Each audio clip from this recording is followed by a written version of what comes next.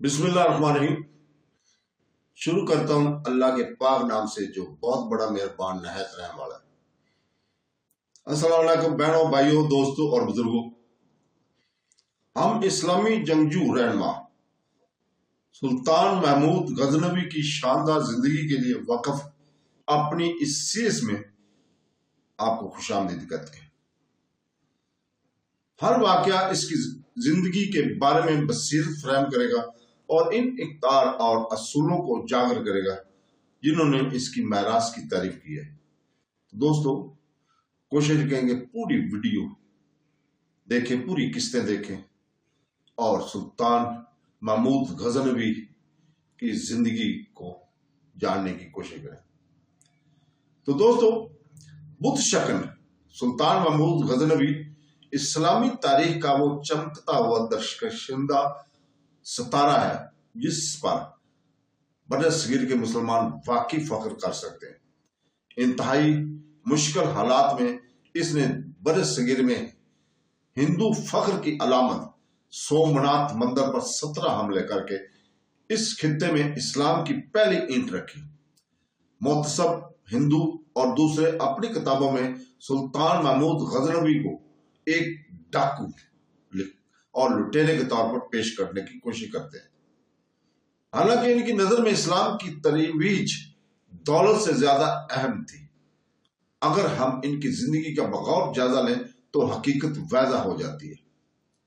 ایک سازش کے ذریعے بر صغیر میں مسلم ہیروز کی تاریخ کو سماجی علوم، تاریخ اور جغرافیہ سے مٹا دیا جا رہا ہے، جو کہ انتہائی خوفناک رجحان ہے، کیونکہ اس سے ہماری نوجوان نسل اپنے ہیروز کی محنت اور کامیابی کو فراموش کر دے گی۔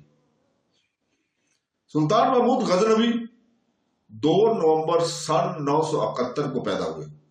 یامین الدولہ عبد القاسم محمود ابن سبتگین، جو محمود غزنوی کے نام سے مشہور ہے، جنوب مشرق افغانستان کے قصبے غزنہ، اب غزنی کے نام سے جانے جاتا ہے، میں پیدا ہوئے۔ اس کے والد ابو منصور سبتگین ترک تھے جو غزنی کے سابق مملوک غلام جنگجو تھے۔ جب بخارا میں مقیم سامانی خاندان کا تختہ الٹنا شروع ہوا تو سبتگین نے 977 میں اپنے آبائی شہر غزنی پر قبضہ کر لیا۔ اس کے بعد اس نے کندار جیسے دیگر بڑے افغان شہروں کو فتح کیا۔ اس کی بادشاہی نے غزنوی سلطنت کا مرکز بنایا اور اسے خاندان کی بنیاد رکھنے کا سہرا دیا جاتا ہے۔ مصر مرگ پر سبتگین نے اپنے فوجی اور سفارتی طور پر ہنرمند بڑے بیٹے 27 سال محمود کو دوسرے بیٹے اسماعیل کے حق میں دے دیا۔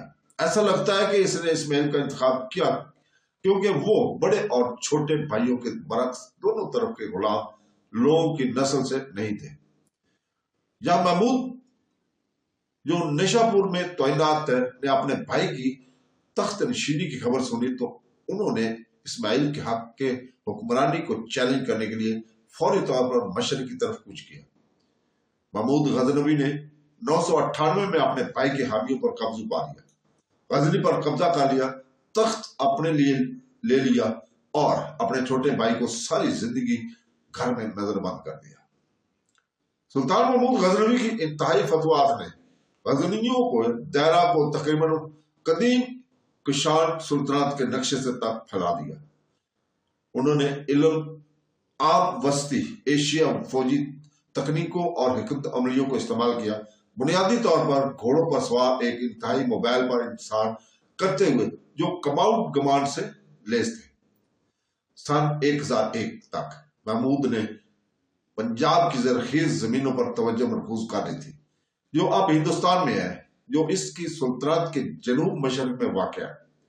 ہدف کا علاقہ شدید لیکن منحرف ہندو راجپوت بادشاہوں کا تھا، جنہوں نے افغانستان سے مسلم خطرے کے خلاف اپنے دفاع کو مضبوط کرنے کے سے انکار کر دیا۔ اس کے علاوہ راجپوتوں نے پیادہ فوج اور ہاتھیوں پر سوار کیولری کے ایک مجموعہ استعمال کیا، جو غزنویوں کے گھوڑوں کی فوج کے مقابلے میں ایک مضبوط لیکن آہستہ چلنے والی فوج تھی۔ اگلی 3 دہائیوں تک غزنی کا محدود جنوب میں ہندو اور اسماعیلی سلطنتوں پر ایک درجن سے زیادہ فوجی حملے ہوئے تھے۔ اپنی موت کے وقت تک سلطان محمود غزنوی کی سلطنت جنوبی گجرات میں بحیرہ ہند کے ساحلوں تک پھیل گئی تھی۔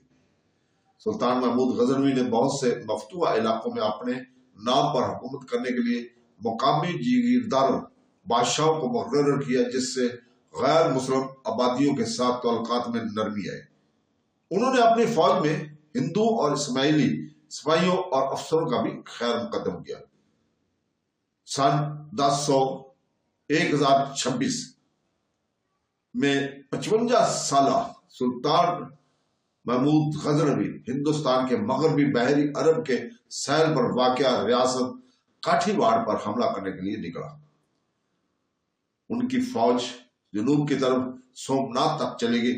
اگرچہ محمود کی فوجوں نے کامیابی سے سومنات پر قبضہ کر لیا تھا اور تباہ کر دیا تھا، لیکن افغانستان سے پریشان کن خبریں انہیں کئی دوسرے ترک قبائل غزنوی حکومت کو چیلنج کرنے کے لیے اٹھ کھڑے ہوئے تھے، جن میں سلجوق ترک بھی شامل تھے، جنہوں نے پہلے ہی مروخ، ترکمنستان اور نیشاپور ایران پر قبضہ کر لیا تھا۔ سلطان محمود غزنوی کی موت تک ان چیلنجز نے غزنوی سلطنت کے کناروں سے پہلے ہی چھلکنا شروع کر دیا تھا۔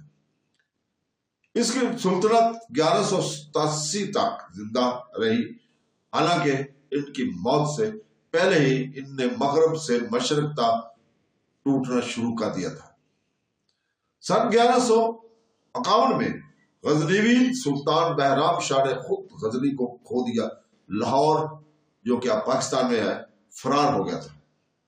سلطان محمود غزنوی اپنی زندگی کا زیادہ تر حصہ ان لوگوں کے خلاف لڑتے ہوئے گزارا جنہیں وہ کافر کہتے تھے۔ ہندو، جین، بدھ اور مسلم الگ الگ گروہوں میں جیسے اسماعیلیوں کے خلاف در حقیقت ایسا لگتا ہے کہ اسماعیلی اس کے غضب کا خاص نشانہ بنے ہوئے تھے، کیونکہ محمود غزنوی اور اس کا برائے نام حاکم عباسی خلیفہ انہیں بدتی تصور کرتا تھا۔ اپریل 1030 کو سلطان محمود غزنوی 58 سال کی عمر میں غزنی میں انتقال کر گئے۔ یہ 30 اپریل سن 1030 کا واقعہ ہے۔ سلطان محمود کو اپنے آخری حملے کے دوران ملیریا ہوا تھا۔ ملیریا سے ہونے والی طبی پیچیدگی جان لیوا تبدیل کے سبب بڑی تھی۔ ان کا مزار غزنی، افغانستان میں واقع ہے۔ تو دوستو، کل سے ہم آپ کو روزانہ کی بنیاد پر سلطان محمود غزنوی کی قسط وائر شروع کریں، اور کل تک کے لیے اجازت۔ انشاءاللہ تعالی کل اسی وقت آپ کے سامنے حاضر ہوں گے۔ اللہ حافظ۔